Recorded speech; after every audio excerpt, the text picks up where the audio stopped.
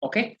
Nah, selanjutnya kita bisa cek singkat, teman-teman Creative People, cek singkat di analisis ketidakberaturan dan P delta effect. Jadi sebelum menyelesaikan training hari ini, kita bisa cek sebentar teman-teman untuk ketidakberaturan dan dan P delta effect gitu. Nah, jadi kita bisa save dulu Excel-nya. Kemudian untuk ketidakberaturan kita bisa buka sheet-nya. Oke. Nah, jadi ada ketidakberaturan torsi, teman-teman. Jadi kita bisa cek di SNI dulu ya.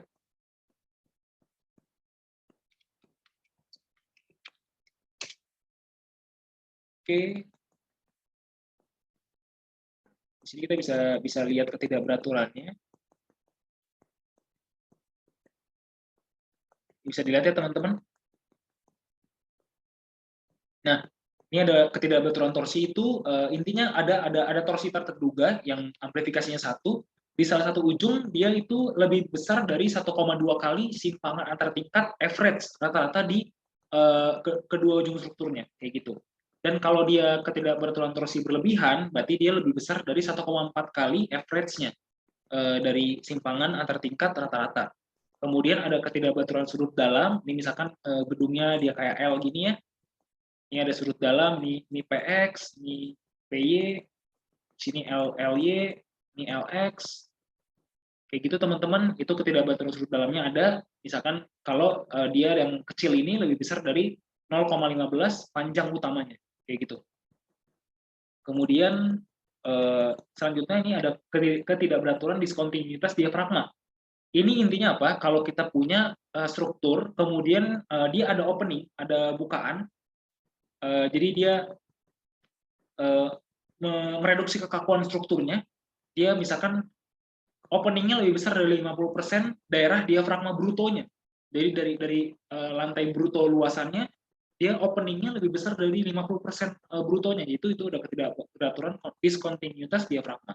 Kemudian ada ketidakberaturan akibat pergeseran tegak lurus terhadap bidang. Ini ada diskontinuitas, misalkan ada offset kolom kayak gitu, kayak gini ya.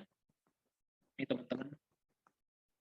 Nah, ini misalkan kayak gini ya. Ini ketidakberaturan 4. Jadi teman-teman bisa cek nih di SNI-nya. Ini ada kolom, kemudian ada balok. Nah, ini ada kolom transfer gitu. Ini nggak menerus ke bawah nih, nggak line up ke bawah. Nah, itu ada ketidakberaturan ininya. Dia nggak menerus si ininya. Jadi ada pergeseran tegak lurus. Kemudian ketidakberaturan sistem non paralel. Nah, ini kayak apa sih? Nah, teman-teman sebenarnya bisa lihat semua di sini ya. Di figure gambarnya.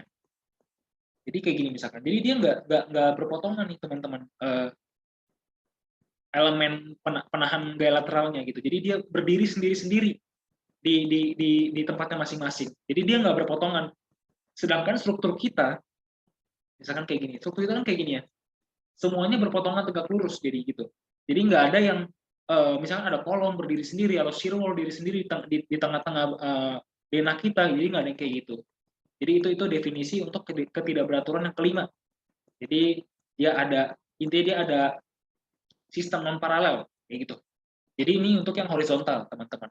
Nah, kemudian untuk yang vertikal itu yang pertama ada kekakuan tingkat lunak dan tingkat lunak berlebihan. Nah, jadi ini soft story. Jadi berdasarkan kekakuan kita. Kalau yang biasa itu misalkan satu tingkat terhadap tingkat lainnya itu dia kurang dari 70% kekakuannya. Nah, dan untuk yang rasio terhadap rata-rata 3 tingkat di atasnya 80%. Ini agak pusing dikit teman-teman, tapi bisa dipelajari pelan-pelan karena untuk mempelajari kayak gini juga nggak bisa instan. Bisa sambil dibaca, kalau bingung coba baca yang dari originnya langsung dari ASCI 716 tentang ketidakberaturan, itu bisa dilihat juga kayak gitu ya teman-teman. Nah, itu bisa dilihat. Kemudian untuk yang berlebihan itu berarti yang satu tingkatnya itu 60%, kekakuannya kurang dari 60%, dan untuk 3 tingkat di atasnya 70%.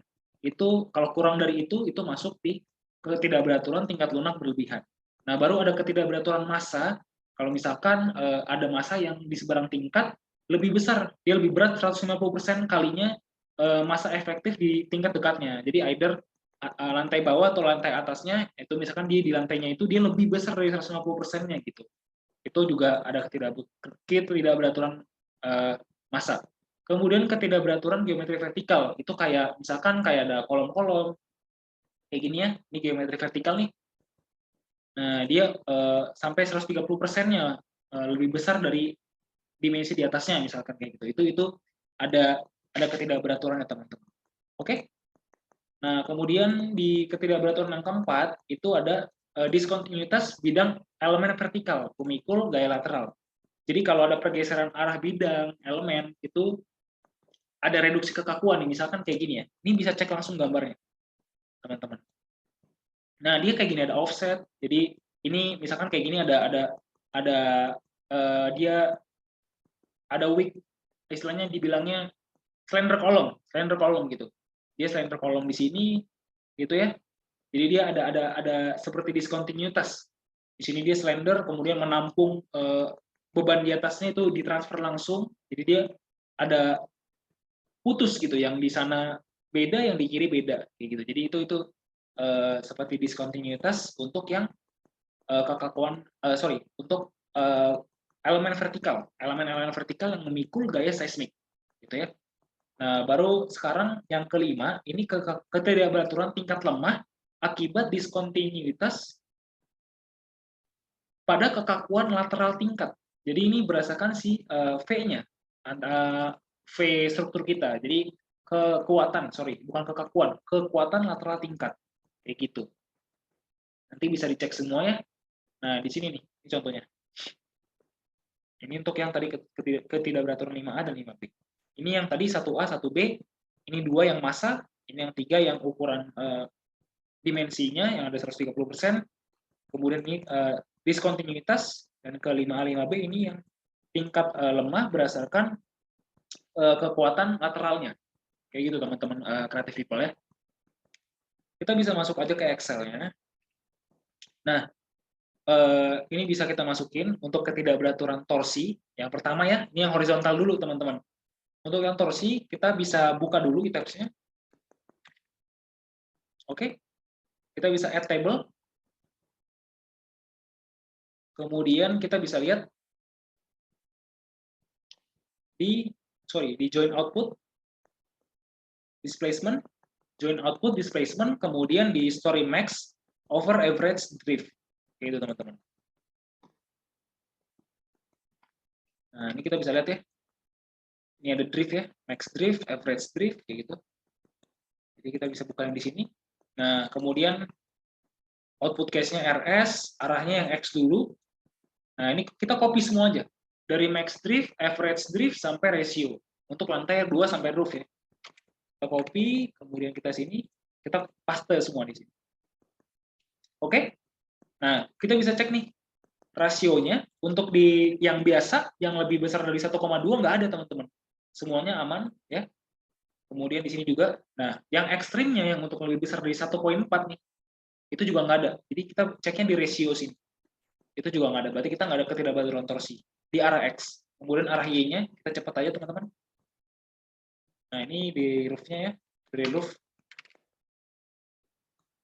Nah itu dia nggak ada ketidakberaturan juga. Jadi nol semua ya, aman. Nah sekarang ketidakberaturan sudut dalam. Nah ketidakberaturan sudut dalam kita nggak ada ya sudut dalamnya teman-teman creative people. Jadi struktur kita nggak ada yang begini, ataupun misalkan ada sudut-sudut dalamnya kayak gini. Nah itu nggak ada kayak gitu. Jadi kita gedungnya kotak ya. Jadi nggak ada sudut dalamnya. Jadi kita nggak usah perhatikan yang di situ. Nah kemudian ketidakberaturan diskontinuitas diafragma. Kita bisa lihat tadi opening kita nggak mungkin lebih besar dari 50% wilayah brutonya satu lantai itu. Kita cuma tadi di elevator dan paling di tangga daruratnya. Jadi itu nggak akan sampai di 50%. Nah, biasanya yang sampai lebih dari 50% di mana? Mungkin di mall, itu kan dia kayak bentuk podium, tengahnya, misalkan tengahnya void, itu kan ya udah pasti kita kalau lihat di mall, teman-teman, di tempat perbelanjaan ya, pusat perbelanjaan, pasti ada store-nya di dalam koridor itu, dan tengahnya pasti void. Nah, itu udah pasti bukaannya dia bisa lebih besar dari 50%, dan udah pasti karena ketidakberaturan diskontinuitas diafragma, teman-teman. Jadi itu untuk bayangannya. Kemudian pergeseran tegak lurus kita nggak ada ya, semuanya kita menerus dari bawah ke atas elemen strukturnya, dan yang kayak bergeser horizontal juga nggak ada ya. Kita udah lihat sendiri dari tabs-nya. Kemudian ketidakberaturan sistem non paralel. Nah ini kayak tadi saya bilang, kita kan semua strukturnya jelas ya. Jadi maksudnya kita berpotongan semua. Jadi cantilevernya, nah semuanya berpotongan tegak lurus, teman. Nggak ada yang ada kolom berdiri sendiri atau ada shear wall misalkan kita berdiri sendiri, itu nggak ada. Jadi semuanya berintegriti, jadi dia bergabung gitu. Nggak ada yang non paralel. Oke. Nah sekarang kita bisa masuk ke ketidakberaturan vertikal. Nah itu dari kekakuan dulu, kekakuan tingkat lunak. Nah kita bisa buka e-tabs, kemudian kita bisa add table aja, dan di story stiffness gitu teman-teman, atau dari story force juga bisa sebetulnya. Nah kita bisa dari story forces kayak gini ya, dari story stiffness. Nah di sini kita bisa lihat, ini bisa kita copy aja semuanya teman-teman, kita copy dari ujung ke ujung, tapi level roofnya aja. Sorry. Nah kita bisa copy ya dari kiri ke kanan sampai di stiffness arah Y-nya untuk lantai roof sampai level 2-nya, teman-teman Creative People. Kita copy semua. Nah, kita bisa paste. Sorry, ini ada salah ya. Kita nggak bisa pakai ini. Kita copy dari X, shear X sampai stiffness Y.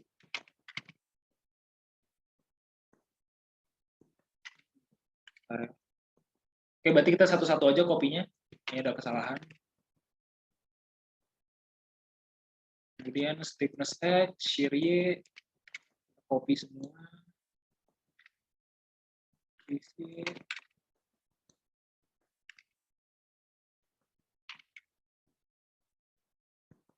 Oke, udah kita copy semua ya. Nah, kita cek kekakuannya. Nah, kalau misalkan rasio terhadap tingkat di dekatnya, itu tingkat di atasnya ada yang lebih kecil dari 0,7, maka dia akan ketidakberaturan yang 1A. Jadi ini untuk arah X, yang nggak ada ya. Dan untuk 3 tingkat di atasnya, average-nya nggak ada. Yang lebih dari kecil 0,8 juga nggak ada, semuanya aman. Begitu pula dengan arah Y. Dan untuk yang ekstrim, yang lebih 1 tingkat di atas lebih kecil dari 0,6, itu nggak ada. 3 tingkat average di atas lebih kecil dari 0,7 juga nggak ada. Jadi untuk kedua arah X-Y juga nggak ada. Gitu ya. Nah, sekarang untuk ketidakberaturan massa. Nah, ini yang agak menarik teman-teman. Ini massanya udah expert input ya dari table yang sebelumnya, jadi kita nggak usah input lagi. Nah, itu kita bisa lihat massanya kalau ada ketidakberaturan di level 10. Level 10 ke si kolomnya. Jadi ke roof-nya. Jadi level 10 sama roof itu ada perbedaan, ada lebih 160% masanya roof gitu dari level 10. Nah, tapi ini kan atap ya teman-teman. Nah, ini atap, jadi teman-teman bisa cek di SNI-nya. Jadi ini juga harus diperhatiin teman-teman. Ketidakberaturan massa ya. Nah, ini yang kita highlight teman-teman. Nah, jadi atap yang lebih ringan dari lantai di bawahnya, nggak perlu ditinjau teman-teman Creative People. Jadi kita nggak usah tinjau sebetulnya level roofnya itu, yang dimana dia lebih ringan dan geometrinya pun dia sebetulnya kecil ya gitu ya daripada lantai di bawahnya. Jadi di atapnya itu emang atap aja kayak gitu ya. Jadi dia lebih ringan, bebannya nggak berat. Akhirnya kita bisa ketemu ketidakberaturan, tapi ya jadi kita nggak ada ketidakberaturan massa karena ini adalah lantai roof. Kecuali tadi di level 7, level 5 ada perbedaan, itu baru ketidakberaturan massa teman-teman. Oke? Nah, untuk di geometri vertikal, itu kita bisa lihat dari area kolom teman-teman. Nah, ini area-area kolom kita 600, 800 dan 500, 700 itu ada terjadi teman-teman, ada terjadi lebih besar dari 130%-nya. Jadi kita terdapat ketidakberaturan geometri vertikal. Nah, tapi nanti kita bisa cek pas iterasi, bisa jadi kita nggak terjadi ini karena kita mau rubah misalkan dimensi kolomnya, itu bisa kita ganti nantinya dimensi kolomnya teman-teman. Kemudian yang keempat, ketidakberaturan akibat diskontinuitas bidang elemen vertikal, ini nggak ada offset pergeseran elemen vertikal ya. Kita terus menerus, nggak ada yang kayak tadi. Kemudian untuk kekuatan lateral tingkat, yang kelima nih terakhir. Untuk ketidakberaturan tingkat lemah akibat diskontinuitas pada kekuatan lateral tingkat. Nah ini nggak ada kasusnya teman-teman. Kita bisa lihat dari sini ya, tadi udah expert masukin. Kita udah masukin nih, langsung dari analisis seismik, jadi dia udah ke input otomatis. Nah, dia rasio terhadap tingkat di atasnya itu, yang untuk pasal 5A dan 5B, masing-masing nggak ada yang lebih kecil dari 0,8 dan 0,65. Jadi secara kekuatan lateral dia udah oke semua. Ya.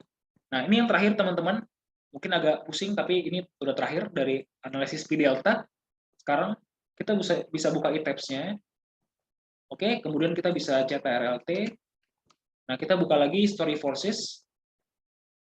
Kita buka story forces. Nah, kita bisa boleh ke RS teman-teman. Bisa ke mungkin dari live boleh ataupun dari deadload-nya. Nah, itu harusnya sih sebenarnya kita masukin kombinasi beban dulu untuk ini. Jadi kita bisa tapi nggak apa, kita bisa cek dulu kayak gini. Kita bikin aja bottom, kemudian di sini misalkan kita copy semua ya dari level 10 ke bawah, nilai beban aksialnya. Gitu. Sorry. Nah ini tadi masih 0 ya. Tapi nggak, kita asumsi misalkan kayak gini ya. Misalkan sama beban 9, lantai level 9 dan 10-nya. Nah, P-nya sama, nanti akan terhitung otomatis di sini teman-teman, P deltanya. Nah, seperti tadi ya ini nggak boleh lebih kecil, ini nggak boleh lebih besar dari 0,1. Jadi kita secara P deltanya udah oke gitu. Jadi nggak ada yang lebih besar ini ya, nggak ada yang lebih besar dari 0,1. Jadi kita semuanya lebih kecil, hanya oke. Kayak gitu aja sih teman-teman. Jadi harusnya ini nanti bisa kita perbaiki minggu depan. Kita masukin kombonya dulu yang 1,2 tambah 1 L. Nah, baru nanti kita input P-nya berapa sih di setiap lantai. Nilai P-nya beban aksialnya berapa. Kayak gitu mungkin teman-teman creative people untuk sekarang. Jadi sampai sini dulu pelatihan kita. Sampai analisis P delta. Sekian, makasih.